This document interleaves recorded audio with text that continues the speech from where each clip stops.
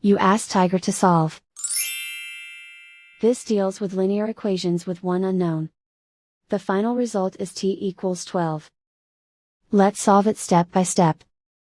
Group all constants on the right side of the equation.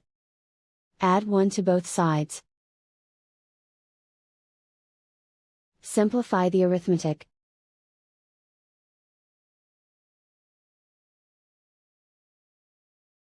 Isolate the t. Multiply both sides by 4.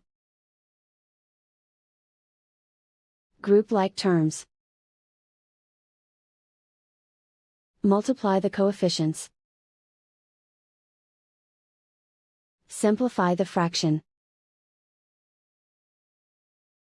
Simplify the arithmetic. And so the final result is t equals 12.